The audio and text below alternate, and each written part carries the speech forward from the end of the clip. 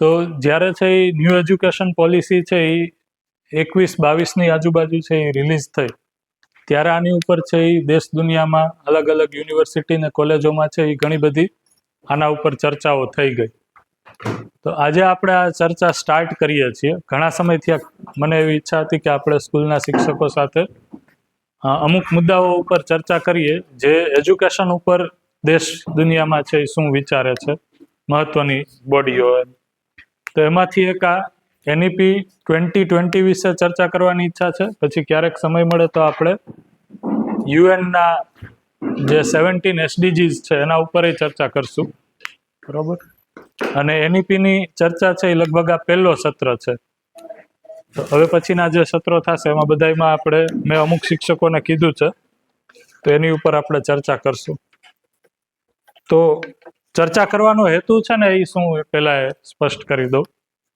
તો ઘણા શિક્ષકો છે એ લગભગ 3 વર્ષથી વધારે જે આપણી સ્કૂલમાં છે, બરોબર, એ બધા શિક્ષકો એવા છે કે જેમણે 3 વર્ષ પહેલાનું ચિત્ર પણ સ્કૂલનું જોયેલું છે, સ્કૂલ કઈ રીતના ઓપરેટ થાય છે, બરોબર. અને હાલ છેલ્લા 2 વર્ષમાં કઈ રીતના આપણે સ્કૂલમાં છે ઇનોવેશન લઈ આવ્યા, નવા નવા મુદ્દાઓ ઉપર ચર્ચા કરી, નવી નવી પદ્ધતિઓ છે એ ભણવા માટે વિચારી, એ પણ બધા લોકો અત્યારે એના વિટનેસ છે, એના પુરાવાઓ છે એ જોવે છે. તો ઘણા શિક્ષકોને એમાંય થાય જે જૂના હતા એને કે આપણે આ પહેલા ભણાવતા હતા એમાંય સારું જ હતું ને એમાં રિઝલ્ટ આવતું જ હતું, તો આટલું બધું શિક્ષણમાં વિચારવાની જરૂર શું છે. અને ક્યાંક એવો વિચાર આવે કે ભાઈ આ તો છે એ કોઈક વધારે ભણેલ વ્યક્તિ છે, કોલેજમાંથી આવ્યા છે અને કાં મેનેજમેન્ટ છે એને કંઈક છે એવું કલ્પનામાં આવી ગયું કે આપણે છે એ કરીએ છીએ પૂરું નથી, એટલા માટે આપણે આ બધું કરવું જોઈએ અને એટલા માટે આપણને આવું બધું કરાવે છે. બાકી અમે તો આવી જ રીતના ભણ્યા છીએ સાહેબ, અમને તો ABCD છે એ આવી રીતના શીખવાડતા હતા તોય આવડી જતી, કક્કો બારાખડી શીખવાડતા તોય વાંચતા આવડી જતું, અને ભવિષ્યમાં લોકોને આવી જ રીતના આવડશે, આમાં કાંઈ છે બીજું કંઈ કરવાની જરૂર છે નહીં, એવું છે એ કદાચ જૂના લોકોને લાગી શકે, બરોબર. પણ જે લોકો પહેલે જે નવા છે અત્યારે જ આવેલા છે એ લોકો તો અત્યારે સિસ્ટમ છે એની સાથે જલ્દી એડોપ્ટ કરે છે ને, એ નવી જગ્યાએ કોઈ પણ વ્યક્તિ આવે તો એ નવી સિસ્ટમને સમજવા માંગતું જ હોય. તો હેતુ એક તો એ છે કે ન્યૂ એજ્યુકેશન પોલિસીને આપણે સમજીએ, અને એ વસ્તુ આપણે કહી શકીએ કે ભારતમાં જે નવી એજ્યુકેશન પોલિસી આવી એમાં પણ આપણે જે અત્યારે કરીએ છીએ ને એ દિશામાં જ કંઈક ને કંઈક વિચારે છે.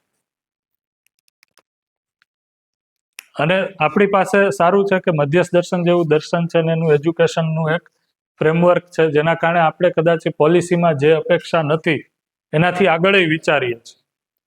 શબ્દો છે પોલિસીમાં, જેમ કે પોલિસીમાં છે આગળ આપણે જોશું હોલિસ્ટિક ડેવલપમેન્ટ એવો એક શબ્દ છે, અને હોલિસ્ટિક ડેવલપમેન્ટ એટલે શું એની વ્યાખ્યા છે એ આપણી પાસે જે છે એ ઘણી મોટી છે.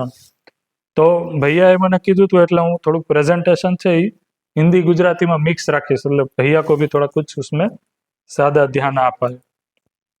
तो एक तो मैंने ये रखा भैया की हेतु ये है कि NEP का प्रेजेंटेशन रखने के पीछे का कि अभी हम जो भी कर रहे हैं स्कूल में पिछले 2-3 सालों में जो बदलाव हमने किया है, चाहे वो पेडागोजी में इनोवेशन से हो, पढ़ाने लिखने का तरीका हो, आपसे जो अपेक्षाएं है एज ए टीचर के रूप में, वो अपेक्षाओं के रूप में जो अपेक्षाएं है वो हमने रखी है, वो हो वो कहीं ना कहीं भारत सरकार की जो एजुकेशन पॉलिसी है उसमें भी लिखा गया है, उसमें भी है.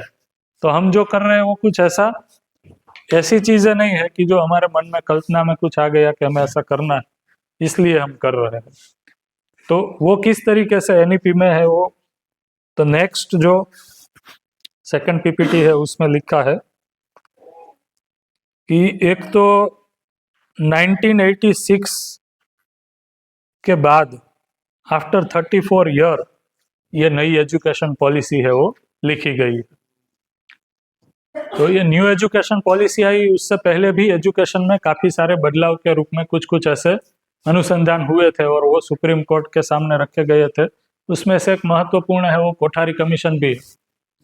अगर आप नेट के ऊपर जाएंगे तो आपको इसके ऊपर भी मिलेगा कोठारी कमीशन में क्या क्या एजुकेशन में रिफॉर्म એટલે સુધારણાઓ કીધા છે એની વાત કરી હતી. તો આ એજ્યુકેશન પોલિસીનો ઉદ્દેશ્ય છે એ ધરખમ બદલાવ છે. પહેલા જે પોલિસી હતી એમાં શું કહેતા હતા કે પહેલી જે શિક્ષણની પોલિસી હતી એમાં એટલું જ હતું કે શિક્ષણ બધા સુધી પહોંચે, ભારતના ગામડે ગામડે સુધી, પછાતથી પછાત વર્ગના લોકો સુધી શિક્ષણ પહોંચી જાય, એટલે એક્સેસિબલ થઈ જાય, એ એનો હેતુ હતો. અને શિક્ષણ છે એ બધાને સમાન મળે. પ્રાઇવેટ સ્કૂલમાં ભણતો હોય કે પબ્લિક સ્કૂલમાં ભણતો હોય, બે સ્કૂલ, પબ્લિક એટલે જે ગવર્મેન્ટ સ્કૂલ છે, બે સ્કૂલમાં એજ્યુકેશન છે એ સમાન મળી રહે, એ એક હેતુ હતો શરૂઆતમાં એજ્યુકેશનનો. અને કદાચ ભારત દેશ આઝાદ થયો એના પછી શિક્ષણ મળી રહે એટલો હેતુ જ છે એ શિક્ષણ નીતિનો હોય તો એમાં કાંઈ નવીનતા નથી. પણ હવે એના પછી આગળ જે આ શિક્ષણ નીતિ નવી આવી છે એનો હેતુ શું છે, તો કે શિક્ષણ ખાલી પહોંચે એટલું જ નહીં, પણ quality education, affordable education, quality વાળું એજ્યુકેશન અને એફોર્ડેબલ એજ્યુકેશન પહોંચે ને, એ એક હેતુ છે. અને બીજું, શિક્ષણ પ્રક્રિયામાં જેટલા પણ લોકો જોડાયેલા છે, એ શિક્ષક હોય, પ્રિન્સિપલ હોય કે શિક્ષણાધિકારી કોઈ પણ હોય, એની એકાઉન્ટેબિલિટી એટલે કે જવાબદેહિતા. તમને કેમ પૂછીએ છીએ કે તમારા સ્કૂલનું રિઝલ્ટ છે ક્લાસનું કેટલું આવ્યું, તો એને એકાઉન્ટેબિલિટી કહેવાય. તો હરેક સ્કૂલના રિઝલ્ટની એકાઉન્ટેબિલિટી પણ સેટ કરવામાં આવી. એટલે ન્યૂ એજ્યુકેશન પોલિસી છે એમાં હરેક પદ ઉપર જે વ્યક્તિ છે એમાં એકાઉન્ટેબિલિટી, ઉત્તરદાયિત્વ પણ ફિક્સ કરવામાં આવ્યું છે. ઓફકોર્સ અહીંયા જે ગુણવત્તા અને શિક્ષણની વાત કરી છે એફોર્ડેબિલિટીની, અહીંયા ક્વોલિટી એટલે આપણે ક્યાંય જે મધ્યસ્થ દર્શનમાં ચેતના વિકાસ મૂલ્ય શિક્ષાની ક્વોલિટી કહીએ છીએ ત્યાં સુધીની વાત નથી, પણ ક્યાંક ક્યાંક ભાષાભાસમાં તો છે જ કે કંઈક સારી વસ્તુ જોઈ છે શિક્ષણમાં, અને એના શબ્દો ઉપરથી અને એના જે પણ કામ છે એના ઉપરથી છે એ દેખાઈ આવે છે. એ આગળ આપણે જોશું. એના પછીની સ્લાઇડ જે નેક્સ્ટ છે, શિક્ષણનું નવું માળખું. મળી બધાને? તો આ એક બહુ મોટો ચેન્જ છે. જો આપણે બધા લોકો ભણ્યા ને ત્યારે છે એ 10+2 આખું માળખું હતું. એટલે પહેલા ધોરણથી છે ભણવાનું સ્ટાર્ટ થતું, ત્યારે ભણવાનું ગણાય. ભણવાનું સ્ટાર્ટ છે એ ક્યાંથી ગણાય? તમારું કાયદેસર એનરોલમેન્ટ પહેલા ધોરણમાં આવો ત્યારે.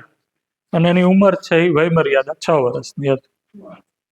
એ ફિક્સ નહોતું, ઘણી વાર તો છે એ એનાથી વધારે થઈ જાય, ઓછા જ હોય તોય છે એ એમાં પહેલા ધોરણમાં લઈ લે, ચાલતું એમ. તો 10 ધોરણ સુધી છે એ એક સ્લેબ હતો, અને 11-12 છે એ બીજો સ્લેબ હતો. બરોબર? 11માંથી છે એ 10માં પછી 11માંથી છે એ પ્રવાહ બદલાય, તો પ્રવાહ પછી તમે સિલેક્ટ કરી શકો. તો એની બદલે હવે અહીંયા કેવો નવું માળખું આપ્યું છે, तो 10+2 ने છે 5+3+3+4 उसमें डिवाइड कर दिया. तो 10+2 की जगह 5+3+3+4 ये क्या है, तो उसमें जो पहला 5 है उसको कहा है फाउंडेशनल स्टेज, पायानो तबक्को.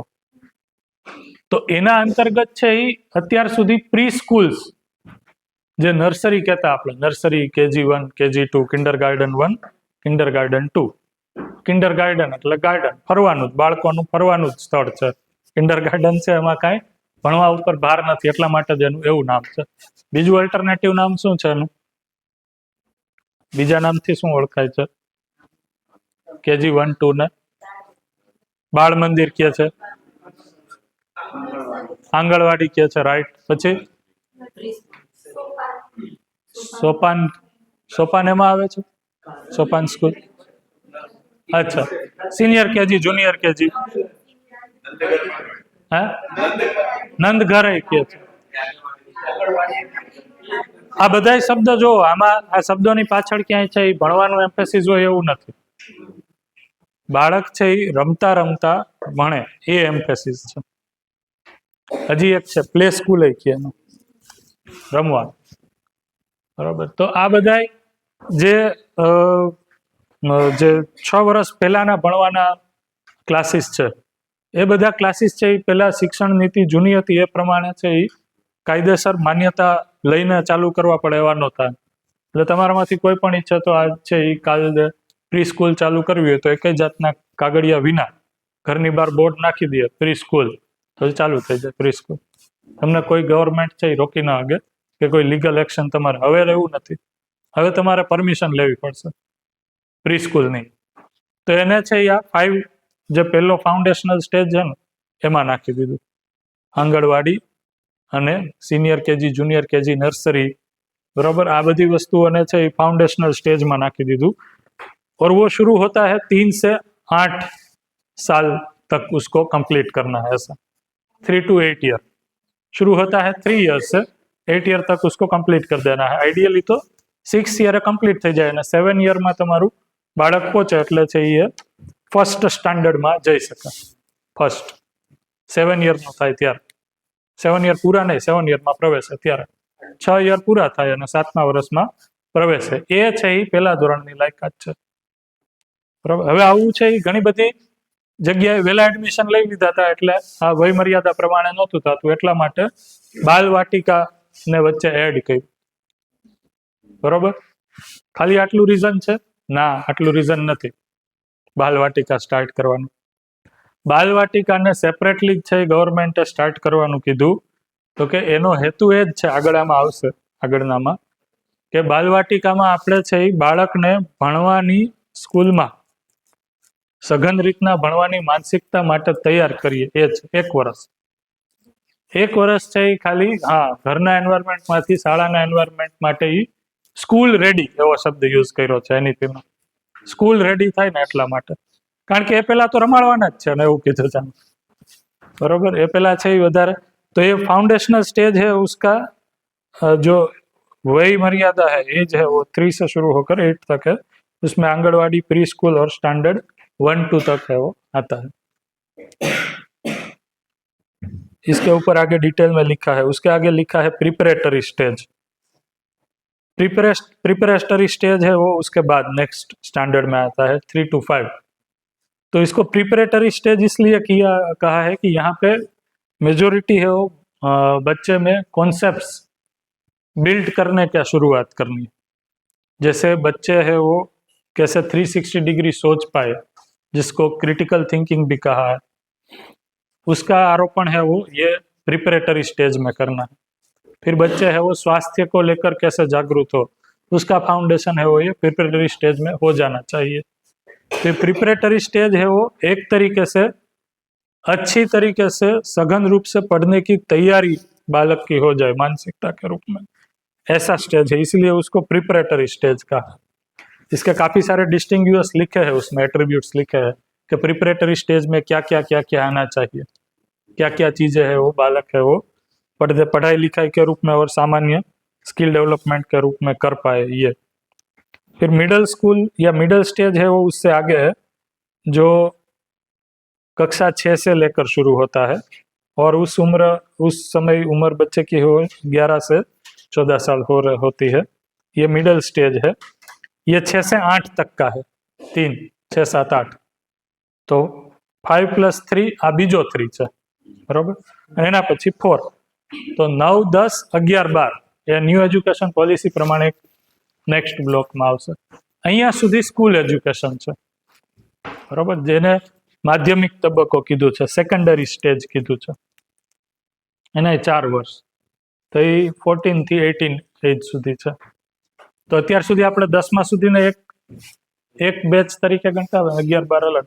तो हवे आमां छे अलग करी नाख्युं छे। हजी आना इम्प्लिमेंटेशन माटे कई रीतना आपणे आने इफेक्टिव करवुं एनुं धीमे धीमे सरकार छे ए नियमो घड़ी अने प्रवाहित करी रही है।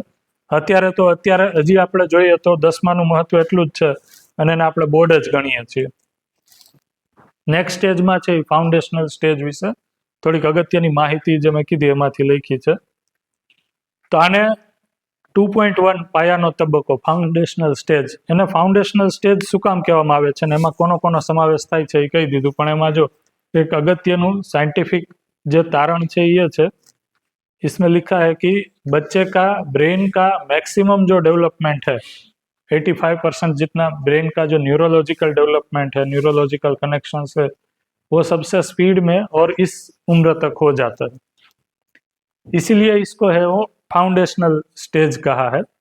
तो अगर हम दर्शन के हिसाब से कहें इसमें, तो इसको हम इस तरीके से कह सकते हैं कि ब्रेन का जो न्यूरोलॉजिकल डेवलपमेंट है वो तो 85% में मतलब मैक्सिमम डेवलपमेंट इस उम्र में होता ही है, पर इस उम्र में बच्चा भावनात्मक रूप से भी सबसे ज्यादा एक्सेप्टेबल स्टेज में होता है। मतलब आप जो भी जिस भाव के साथ आप है वो बच्चों के साथ प्रस्तुत होते हो, वो भाव को वो आगे की जिंदगी जीने के लिए आधार के रूप में मान लेता है। जैसे आपके व्यवहार से है वो कहीं पे अविश्वास बच्चों में चला जाता है, तो बच्चे को यह स्वीकार हो जाता है कि अविश्वास पूर्वक जीना ही जीवन की सफलता है, ऐसे ही मैं सफल होऊंगा करियर वगैरह में। जैसे मेरे पढ़ाने में लिखाने में कहीं पे ऐसा चला जाए कि पैसा कमाना है वो अल्टीमेटली सफलता है, तो वो भी एक आधार के रूप में, विचार के आधार के रूप में बच्चे में चला जाता है। फिर उसी आधार पे वो आगे की पढ़ाई लिखाई करता है। ठीक है, फिर वैसे ही अगर हम देखें, क्यों हम बच्चों को छोटी कक्षा में माता पिता संबंध, कृतज्ञता, सम्मान, स्नेह, ये सब हम भाव क्यों, क्योंकि वो तभी सबसे ज्यादा भाव के रूप में है, वो भाव से करीब कनेक्टेड रहता है, जुड़ा हुआ होता है। इसलिए तभी ये सभी भावों का उसमें आरोपण हो जाए, प्रत्यारोपण हो जाए, वो जरूरी है। तो फाउंडेशनल स्टेज, ये जो 3 से 6 वर्ष की आयु या 8 वर्ष तक की आयु है, ये इस रूप में भाव रूप से, भावनात्मक रूप से, साइकोलॉजिकल रूप से भी इस तरीके से महत्वपूर्ण है कि उसमें ज्यादातर बच्चे हैं वो जो भी प्रकार के भाव से या आचरण से हम प्रस्तुत होते हैं उसको सही मानकर यही जीने का स्वरूप है ऐसा स्वीकार कर लेते हैं। तो उस तरीके से वो फाउंडेशनल स्टेज है, वो आधार बन गया उसका। आप अविश्वास के साथ प्रस्तुत हुए, आप गुस्से से प्रस्तुत हुए, तो क्या स्वीकार कर लेता है कि जीने का जो ये तरीका है ये क्या है, गुस्सा है। जब काम ना हो तो किस तरीके से काम करना है, गुस्से से काम करना है, गुस्से से करवाना है, तो ये उसको स्वीकार हो जाता है। तो इस तरीके से दोनों रूप में, शारीरिक रूप में भी बच्चा है वो अभी सबसे ज्यादा ग्रहण कर पाए ऐसी स्थिति में है क्योंकि उसका न्यूरोलॉजिकल डेवलपमेंट हो रहा है, पर साथ साथ में ये सबसे ज्यादा डोमिनेंट है कि भाव रूप में जो एक मानव का सहज भाव रहता है, मानव के रूप में स्वीकृत, वो सभी भाव के सबसे करीब होता है बच्चा। जैसे हम बच्चे के रूप में ये लिखते हैं कि हर बच्चा है वो सत्यवक्ता है, न्याय का याचक है और सही कार्य व्यवहार करना चाहता है। ये तीनों एट्रीब्यूट पूरे शरीर काल में हमें सबसे ज्यादा कब स्वीकृत होते हैं, आप बताइए। सही कार्य व्यवहार, न्याय और सत्यवक्ता कब होता है? नहीं नहीं नहीं, मैं अलग पूछ रहा हूँ। मैं पूछ रहा हूँ कि आपके शरीर काल में, आपकी इस शरीर यात्रा में सबसे ज्यादा कन्विक्शन के साथ, स्वीकृति के साथ, ये तीनों एट्रीब्यूट के साथ आप कब रहते हैं? बचपन में ही रहता है। इसीलिए ये सबसे ज्यादा क्या कहे स्वीकृति वाला पार्ट है, जो ये वाला है, उसमें सही स्वीकृति हो जाए वो बहुत महत्वपूर्ण है।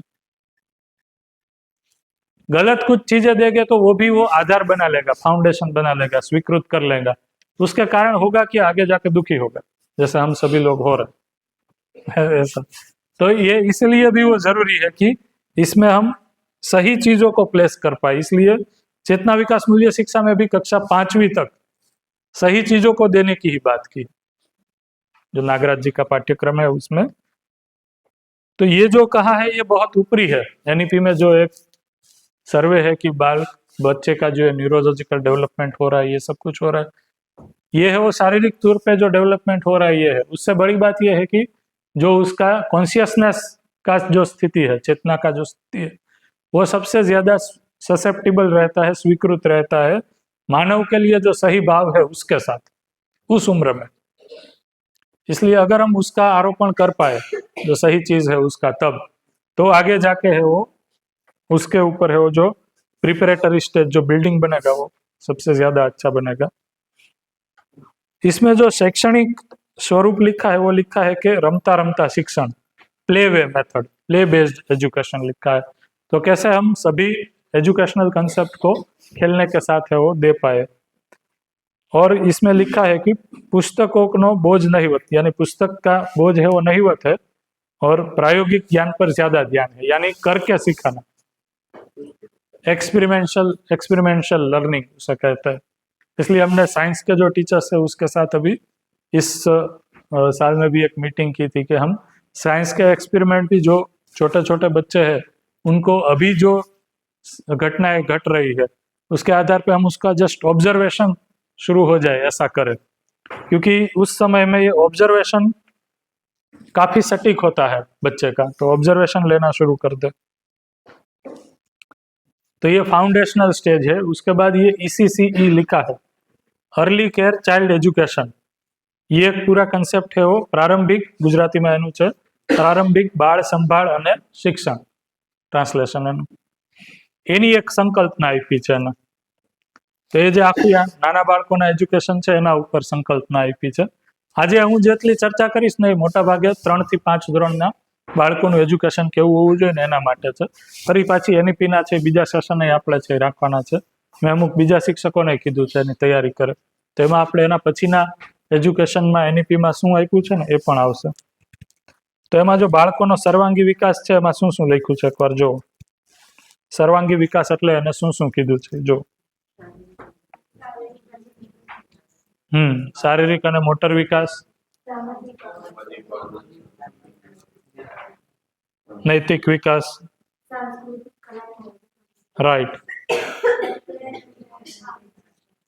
રાઈટ। હવે જો આ બધું આપણે છે અત્યારે અંડર ચેतना विकास मूल्य शिक्षा કરીએ છીએ। આમાંથી કોઈ વસ્તુ એવી છે, મેં કીધું ને આપણે પ્રેजेंटेशनનો, हमारे प्रेजेंटेशन का एक हेतु तो ये है भैया कि हम ये सबको समझा पाए कि हम जो कर रहे हैं वो कोई अनावश्यक काम नहीं है। न्यू एजुकेशन पॉलिसी भी कह रही है कि ये करना चाहिए। फर्क इतना है कि ये सभी चीजों की जो व्याख्याएं है, जैसे इसमें लिखा है कि शारीरिक और मोटर विकास, इसका हेतु अल्टीमेटली क्या है, ये सब करके हमें बच्चे में क्या लक्ष्य स्थिर करना है, उसमें न्यू एजुकेशन पॉलिसी में जो स्पष्टता है वो करियर रेडी करने की है। और दूसरा ये भी लिखा है कि बच्चा यानी विद्यार्थी है वो सुखपूर्वक जी पाए, पर सुख की अवधारणा यानी व्याख्या है वो क्या है, वो भी करियर में ही समर्पित होती है, तभी सुखपूर्वक जी पाएगा। तो जैसे यहाँ पे सामाजिक भावनात्मक नैतिक विकास है, उसमें भी देखे तो इमोशनल डेवलपमेंट, सहयोग, शिस्त यानी डिसिप्लिन, ये सब चीजें देखो इसमें लिखी हुई है। तो जब हम अभिभावकों से बातचीत करें तब भी हमारे अंदर ये विश्वास हो कि हम जो भी अभी ये करवा रहे हैं वो न्यू एजुकेशन पॉलिसी में लिखा हुआ है, इसके तहत है। हम कोई अनावश्यक चीजें नहीं करवा रहे, ये तो मिनिमम चाहिए। अगर बच्चे में हमें एक्चुअल में एजुकेशन लाना है तो ये सब चीजें जैसे सांस्कृतिक कलात्मक विकास, बैगलेस डे में हमने जो राजेश भैया ने प्रपोज किया था 1 साल पहले, जब गवर्नमेंट ने प्रपोज नहीं किया था तब से, कि हम संगीत, नृत्य, चित्रकाम, साहित्य, ये सब चीजें है वो बच्चे में डेवलप कर। क्यों? क्योंकि इसकी अपेक्षा ये है वो इसमें है न्यू एजुकेशन पॉलिसी में भी।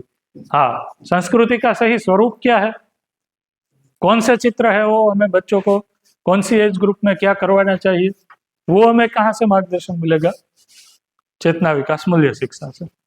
तो जैसे छोटे बच्चे हैं उनकी TTP में हमने बात की थी कि माता के ड्राइंग दिखाइए, माता पोषण करती है ऐसे ड्राइंग करवाइए, माता पिता है वो घर में क्या काम करते हैं उसके ड्राइंग है वो समझाइए। तो अभी ये ड्राइंग करवा रहे हैं, बहुत अच्छी बात है ये।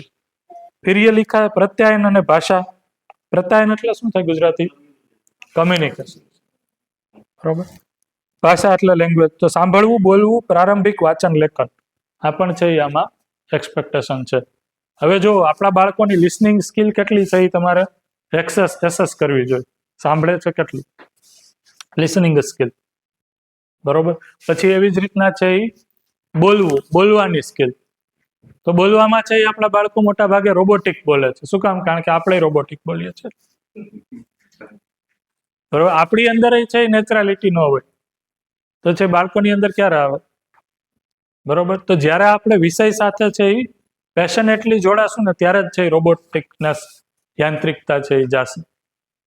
તો આપણે આપણા વિષય પ્રત્યે પ્રયોજન જ્યારે ક્લિયર હશે ને, સબ્જેક્ટનું પ્રયોજન શું છે ત્યારે જ એમાં રસ થાય। એ સિવાય કોઈ રસ જાગે એનો કોઈ માધ્યમ નથી એમ।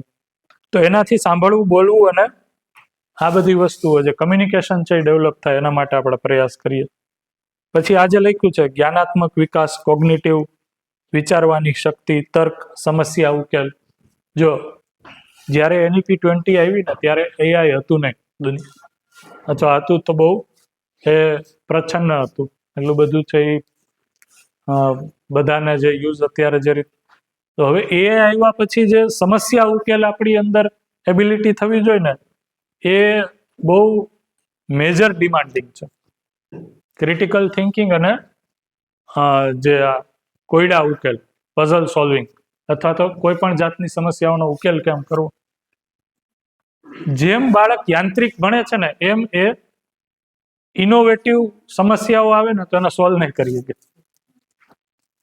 બરાબર. જેમ કે હું એક એક્ઝામ્પલ આપું કે ઘણીવાર આપણે બાળકોને એમ કીધું હોય કે જા નીચેથી ગોરામાંથી પાણી ભળ્યા, બરોબર, તો બાળક છે એ ગોરો ન જોવે કે ગોરો ખાલી છે એવું જોવે અને એ બાળક પાછું આવી જાય કે ગોરામાં પાણી નહોતું એટલે હું ભરી આવ્યો નથી. આ શું છે? આ ક્રિટિકલ થિંકિંગનો અભાવ છે. બરોબર. 5મા 6ઠા ધોરણમાં 4થા ધોરણમાં ભણતા બાળક પાસે આપણે અપેક્ષા ન રાખીએ શકીએ, તો એની પાસે પ્રોબ્લેમ સોલ્વિંગ એટીટ્યુડ હોવો જોઈએ કે પાણી નથી તો હું પાણી હવે ક્યાં હોઈ શકે, ક્યાંથી લઈ આવું, શું કરું, કેવું પાણી પીવામાં આવશે, પીવા માટે જ પાણી માંગ્યું હતું કે નહીં, તો કોઈ પણ પાણી ચાલશે, કદાચ ગોરાનું નહીં હોય તોય, જો પીવા માટે નહીં હોય તો. This is called problem solving approach. તો આ ઓપ્શન, વિકલ્પ હોવા બાળકો સામે, બરોબર, એ છે એ આનાથી આ સર્વાંગી વિકાસમાં આ બધી વસ્તુઓને છે એ આવરી લીધેલી છે.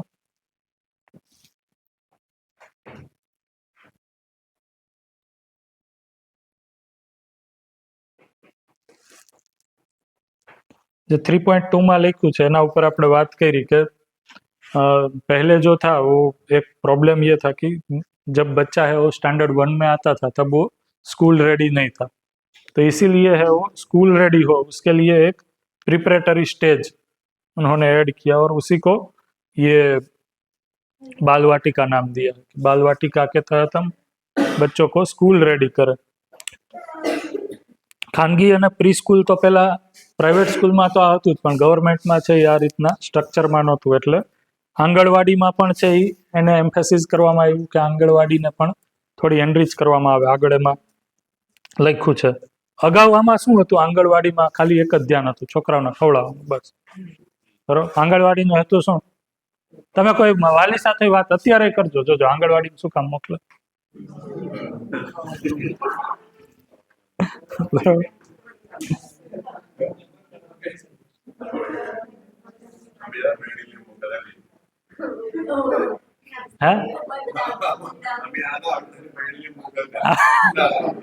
લઈને આવતું રહેવાનું, પછી અહીંયા રહેવાનું હોય ને પૂરું. तो एनु तो आंगनवाड़ी की डेफिनेशन भी इन्होंने इंक्रीज की है. हाँ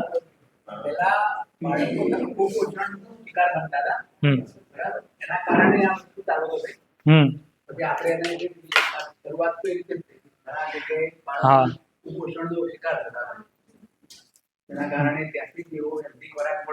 हाँ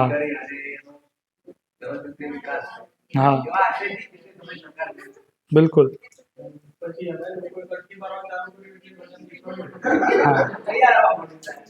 એમાં કૌભાંડ થયા ઘણા.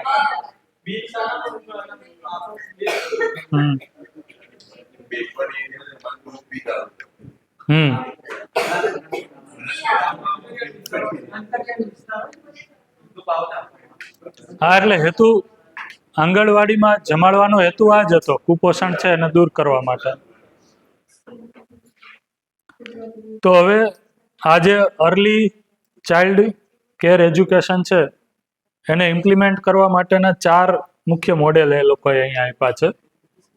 એક તો અલગથી સ્ટેન્ડએલોન આંગણવાડીને છે વિકસિત કરવી, અને એમાં લખ્યું છે કે એમાં ઉચ્ચ ગુણવત્તાયુક્ત શિક્ષણ મળી રહે એ રીતના શિક્ષકો અને સાધન આંગણવાડીને પૂરતા મળી રહે એટલું બજેટ એને ફાળવવું. બીજું, પ્રાથમિક શાળાઓ જે પણ હોય ગવર્મેન્ટની, જે ધોરણ 1 થી સ્ટાર્ટ થતી હોય, એની સાથે જોડાયેલી આંગણવાડીઓ નજીક જે હોય ત્યાં એની સાથે સંકલિત કરવી, એટલે એ બે વચ્ચે કોલાબરેશન કરવું, એટલે એજ્યુકેશન પર્પઝથી બે એક જ યુનિટ છે એ રીતના એને માન્યતાઓ આપવી. ત્રીજું છે એ કોલોકેટેડ પ્રી પ્રાઇમરી સેક્શન, પ્રાથમિક શાળાના પરિસરમાં જ જે 5 થી 6 વર્ષના બાળકો માટે આપણે એવા સ્પેશિયલ વર્ગો ચાલુ કરીએ એમ. એટલે પ્રાઇમરી સ્કૂલ હોય એમ એ તો એની જે ધોરણ 1 થી સ્ટાર્ટ થાય એમ કાયદેસર, પણ એમાં કોલોકેટેડ આપણે પ્રી પ્રાઇમરી સ્કૂલના સેક્શન પણ ચાલુ કરવા. તો જો અત્યાર સુધી છે એ ગવર્મેન્ટમાં પ્રી સ્કૂલ નથી, તો અહીંયા અમલીકરણ માટે કીધું છે કે આપણે ગવર્મેન્ટની અંદર પણ પ્રી સ્કૂલના ક્લાસીસ છે એ એસ્ટાબ્લિશ કરી શકીએ. અને સ્ટેન્ડ અલોન પ્રી સ્કૂલ કીધું છે, જે અત્યાર સુધી ખાનગી સ્કૂલ જ ચલાવતી, હવે ગવર્મેન્ટની પણ પ્રી સ્કૂલ છે એ અલગથી સ્ટેન્ડ અલોન, જેમ બાળક આંગણવાડીઓ છે એ રીતના ચલાવી શકે છે.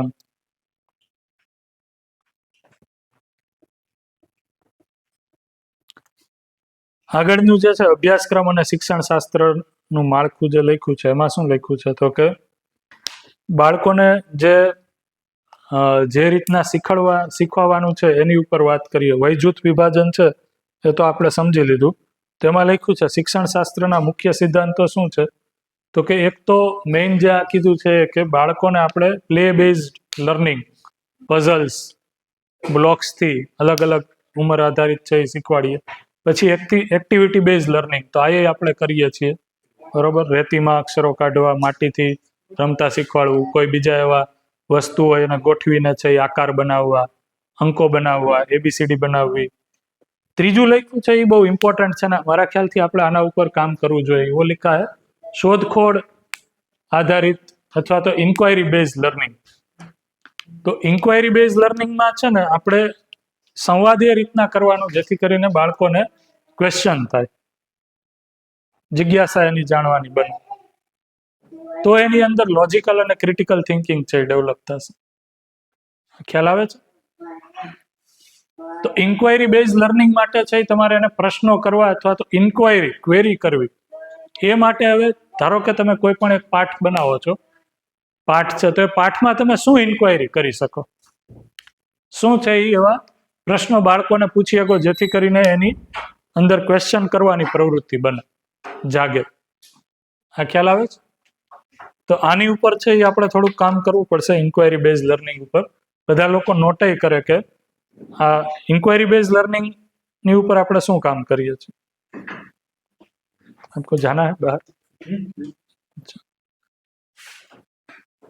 પછી બહુસ્તરીય વર્ગખંડ, મલ્ટી લેવલ ક્લાસરૂમ.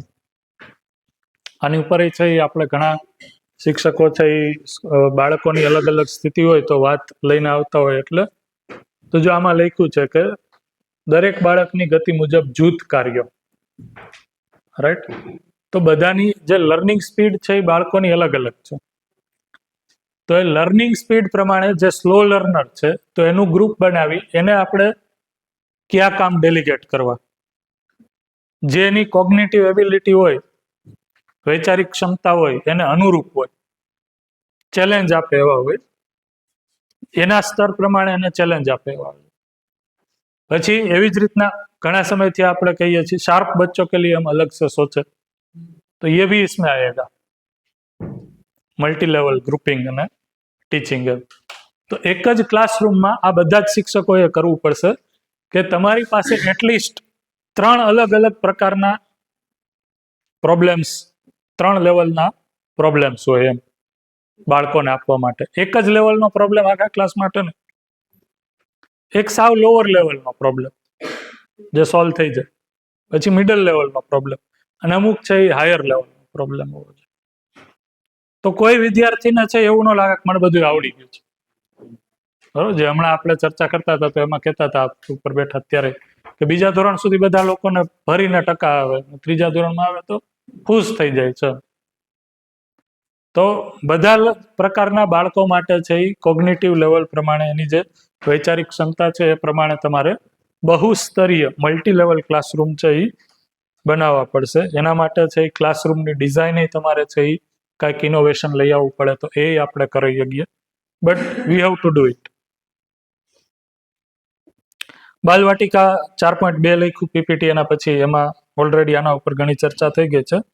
એક જે સંસાધન લખ્યું છે લાયકાત ધરાવતા શિક્ષક, ECCE ક્વોલિફાઈડ ટીચર, એ ગવર્મેન્ટ છે ને એ અલગથી એક્ઝામ લે છે, સર્ટિફિકેટ કોર્સ કરવાનો હોય છે એનો, અને એની એક્ઝામ લે છે. તો ગવર્મેન્ટમાં તો જે ટીચર હોય એની એક્ઝામ રેગ્યુલર લેવાય એવું હોય છે કંઈક. તો એ ક્વોલિફાઈડ હોય તો જ એમાં રેગ્યુલર ભણાવી શકે.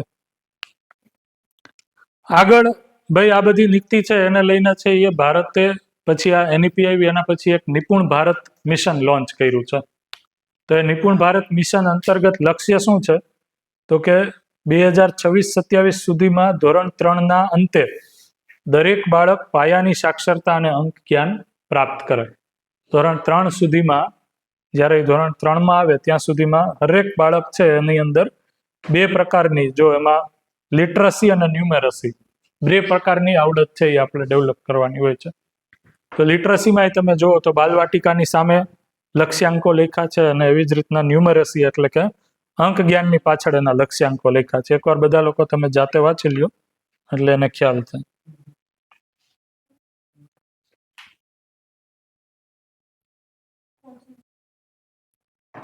જો ધોરણ 2 અને 3માં એક અગત્યનું બ્રેકેટમાં લખ્યું છે એ છે અર્થગ્રહણ લખ્યું છે. ધોરણ 2 અને 3માં છે અર્થગ્રહણ એ આવડી જવું જોઈએ એ કીધું છે. તો શબ્દો છે એ ખાલી બોલે એવું નહીં, એની પાછળનો એને હેતુ પણ પકડાય એ કીધું છે. વિદ્યા પ્રવેશ શાળા તૈયારી મોડ્યુલ જો આ અગત્યનું છે. તમે NEP નો ડોક્યુમેન્ટ છે એ હું તમને મોકલીશ ગ્રુપમાં, સર્ચ તમે બધા લોકો આખી PDF છે એમાં અને નોટબુક LM-માં ક્વેરી કરી શકશો, જે તમને બધાને હવે આવડી ગયું, સારું કરો છો બરાબર. તો એમાં આ લખ્યું છે વિદ્યા પ્રવેશ એક અલગથી શાળા તૈયારી મોડ્યુલ. તો જ્યારે ધોરણ 1માં વિદ્યાર્થી પ્રવેશ કરે ને, જો બાલવાટિકા તો છે જ પણ સાથે ધોરણ 1માંય પહેલા 3 મહિના આ કોઈ મોડ્યુલ છે વિદ્યા પ્રવેશ. તો એમાં અલગ અલગ જો એને ટર્મિનોલોજી પ્રવૃત્તિઓ આપી છે કે જેમાં વર્તુળ સમય આપણે સર્કલ ટાઈમ, સવારના જે ઓલી એક 4 દિવસની ગોષ્ઠી કરી એમાં કીધું હતું સર્કલ ટાઈમ શું કામ કરીએ છીએ બરોબર. પછી એ સર્કલમાં શું કરવાનું એ લખ્યું છે, જો વાતચીત, ગીતો, અનુભવ કથન. આપણે તો હજી ઘણું સારું કરીએ છીએ, આપણે તો સુપર બાળક તૈયાર કરી દેશું જો બધું કરશે ને તો બરોબર. પ્રો વર્ઝન આવશે સીધા થઈ જાય છે. પછી જો એમાં બીજું લખ્યું છે કલા અને શારીરિક વિકાસ, કાગળ કામ, માટી કામ, કૂદવું, દોડવું બરોબર, મુક્ત રમતો, ફ્રી પ્લે. આ બહુ અગત્યનું છે, ફ્રી પ્લે. ઘણી બધી બહુ આધુનિક સ્કૂલ છે ને એમાં ફ્રી પ્લે ને છે એ મહત્વ આપવામાં આવે છે. એનું મિનિંગ શું છે, टीचर का क्या कर्तव्य है, बच्चों को मुक्त खेलने देना है, टीचर है वो जस्ट ऑब्जर्वर रहेगा बरोबर. હવે ઓબ્ઝર્વર હોય ને ત્યારે શિક્ષક છે એ હરેક બાળકની અલગ અલગ પ્રવૃત્તિઓ જોશે ફ્રી પ્લેમાં, અને ખાલી એટલું જ કરવાનું હોય કે કોઈ એક્સિડન્ટ ન થાય આ ફ્રી પ્લેમાં, એટલું જ ખાલી જોવાનું બરોબર. પણ ઓબ્ઝર્વ કરવાનું, ત્યારે છે ફરી પાછું આપણે ટેબ્લેટ લઈને આપણે બીજું કામ કરવા બેસીએ તો ઓબ્ઝર્વેશન નહીં થાય. તો ફ્રી પ્લેનો મતલબ એ છે બરોબર. આનો હેતુ શું હતો, આ જે પ્રવેશ વિદ્યા પ્રવેશનો હતો એને લખ્યું છે કે કારણ કે ધોરણ 1માં છે એ ઘણીવાર બાળકો છે અલગ અલગ ક્ષેત્રમાંથી આવતા હોય, શહેરી અને ગ્રામીણ, અલગ અલગ પ્રી સ્કૂલમાંથી ભણીને આવતા હોય. તો બધી પ્રી સ્કૂલના સિલેબસ સાથે બધું, તો ધોરણ 1માં આવે ત્યારે એક સ્તર ઉપર આવી જાય ને એ એનો હેતુ છે બરોબર. અને આના માટે છે એ સંસાધન સ્વરૂપે ગવર્મેન્ટે પણ છે એ શિક્ષકોને તૈયાર કરવા માટે લેસન પ્લાનિંગ અને વર્કશીટ છે એ ડેવલપ કરી છે. ઘણા બધા વસ્તુઓ ગવર્મેન્ટ છે એ વર્કશીટ છે, લેસન પ્લાનિંગ છે, પછી TLM અલગ અલગ છે બરોબર. હમણાં બેનો ગયા હતા અહીંયા 12 સરકારી સ્કૂલમાં, તો એટલું બધું મટીરિયલ છે એ આપે છે કે તમે યુઝ ના કરી શકો. બહુ સારું મટીરિયલ ડેવલપ કરે છે. તો એ આના માટે છે. હા, દર વર્ષે આવે. દર વર્ષે એટલે કારણ કે દર વર્ષે બાળકો નવા આવે, બધા માટે અલગ દેવા બરોબર. હવે આમાં આ બહુ અગત્યની જો વાત છે, એ પણ આપણે જે કરીએ છીએ અને NEP છે એ સપોર્ટ કરે છે. એટલા માટે શું કીધું છે, 6 મુદ્દો છે એમાં. શિક્ષકોની સજ્જતા અને આચાર્યની બદલાતી ભૂમિકા. તો 2 વાત આચાર્ય અને શિક્ષક બેની કરી છે. શિક્ષકોની શું વાત કરી છે તો કે એકોર્ડિંગ ટુ NEP 20, ટીચર છે એ સતત અપડેટ થવો જરૂરી છે. Teachers must be updated continuously and for that teacher training is mandatory. તો એવું કીધું છે કે આંગણવાડી કાર્યકરો માટે મિનિમમ 6 મહિનાથી 1 વર્ષનો ડિપ્લોમા કોર્સ અને સતત વ્યાવસાયિક વિકાસ એટલે CPD દર વર્ષે એવરી યર મિનિમમ 50 અવર્સની ફરજિયાત તાલીમ છે એ બધા શિક્ષકોની હોવી જોઈએ. બરોબર, તો કન્ટિન્યુઅસ આપણે છે ઈ જે દુનિયામાં શું ચાલે છે નોલેજથી પાછા આપણે વાકેફ રહીએ અને ઇનોવેશન જે આવ્યું હોય એજ્યુકેશનમાં એ ઇનોવેશનથી આપણે બાળકોને ભણાવીએ છીએ. એટલા માટે છે એ ગવર્મેન્ટ પણ આ એમ્ફેસિસ કરે છે કે આ વ્યવસાયમાં જે પણ શિક્ષકો છે એ બધા લોકોએ દર વર્ષે મિનિમમ 50 કલાકની ટ્રેનિંગ કરવી જોઈએ. અને ટેટ છે એ પાત્રતા કસોટી તરીકે લે જ છે, તો તમે એના આધારે જ છે શિક્ષક બની શકો છો.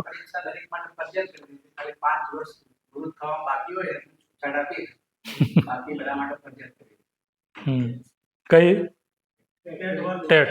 હા, અને આ જે CPD છે ને એ પણ ફરજિયાત છે.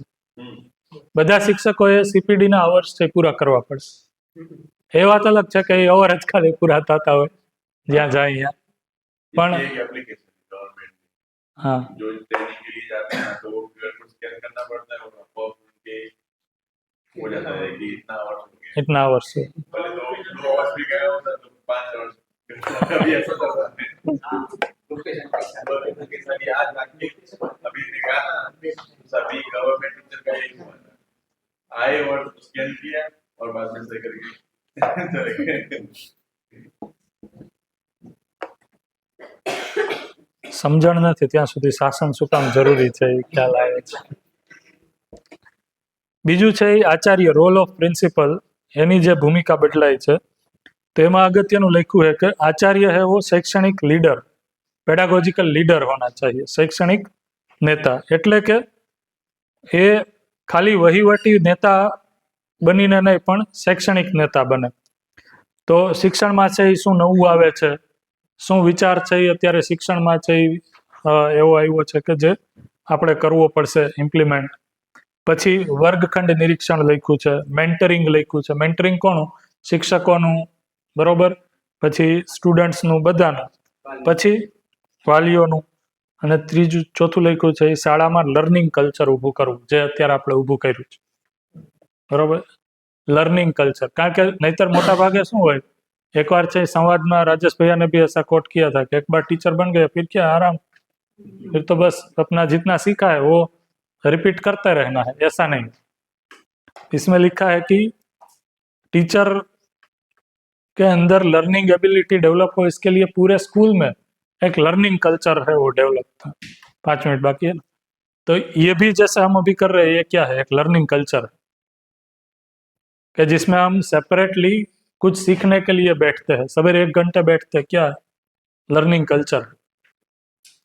फिर हम फीडबैक के लिए आपको बुलाते हैं, राजेश भाई आते हैं तब वो बुलाते हैं, मैं कई बार बुलाता हूँ, प्रेरण भाई बुलाते हैं कि भाई आपका ये क्लासरूम हमने ऑब्जर्व किया, दिस इज द फीडबैक. ये क्या है? Learning culture. तो टीचर के अंदर है वो एक स्थिर हो कि जितना भी मैंने अभी तक सीखा और अभी शेष सीखना बाकी है, तो लर्निंग का एप्टीट्यूड कैसे डेवलप हो, उसका पूरा कल्चर डेवलप करना, that is the role of this. तो NEP में ये स्पष्ट रूप में लिखा गया है कि अभी तक जो प्रिंसिपल की भूमिका थी वो ये थी कि वो किस तरीके से एडमिनिस्ट्रेशन करे. अब एडमिनिस्ट्रेशन है वो भूमिका नहीं है, वो किस तरीके से एक पेडागोजिकल लीडर बने, उसकी ये एक भूमिका रहेगी. उसके बाद ये मूल्यांकन के लिए भी अच्छा लिखा है कि जो पहले पूरी रटन के ऊपर पूरी मूल्यांकन की सिस्टम थी कि कितना रट लिया है, उसके बजाय पूरी जो HPC होलिस्टिक प्रोग्रेस कार्ड, जिसके ऊपर हमने ऊपर बैठे थे तब बात की थी, तो वो एक पूरी सिस्टम आई है. तो होलिस्टिक HPC में जो देखो सेल्फ असेसमेंट है, पीयर असेसमेंट है और टीचर असेसमेंट है. ये 3 असेसमेंट को इसमें गवर्नमेंट ने इंक्लूड किया. हम चौथे और असेसमेंट को, सामाजिक असेसमेंट को भी डाल रहे हैं इसमें, माता पिता भी इसको मूल्यांकित करें. चेतना विकास मूल्य शिक्षा में कक्षा 5 से लिखा है बच्चों का शाला के बाहर का चरित्र चित्रण का मूल्यांकन. नीचे ये जो परख लिखा है ना, उसके मैं 2 वीडियो आपको भेजूंगा. परख का 2026 का एक मूल्यांकन आया है, परख है. इसकी एग्जाम भी परख. हाँ, ये स्टूडेंट की नहीं, ये टीचर की है. परख का फुल फॉर्म है performance assessment review and analysis of knowledge for holistic development. तो अभी पिछले साल भैया ये परख का सर्वे हुआ पूरे इंडिया में। तो पूरे इंडिया में जो परख का डेटा आया उसमें लगभग 46% स्टूडेंट है वो पूरे ऑल ओवर इंडिया में स्कूल में ऐसे थे जो कक्षा 3 में ठीक से पढ़ना लिखना नहीं आता था, तीसरी कक्षा में। तो ऐसे 4-5 अलग अलग स्टेटिस्टिक डेटा है। तो ये उसके ऊपर 2 वीडियो है।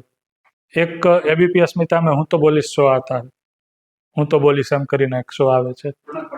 હા, રોનક પટેલનો એમાં એક આખો આનો જ આખો એનાલિસિસ છે। એમાં ગુજરાતનો એનાલિસિસ છે। શું કામ? કારણ કે ગુજરાત ઓલ ઓવર ઇન્ડિયામાં પણ પરખના ડેટામાં પાછળ છે।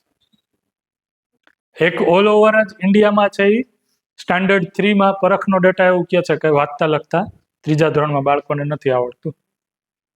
એમાંય ગુજરાત સાવ લાસ્ટ 10માં છે।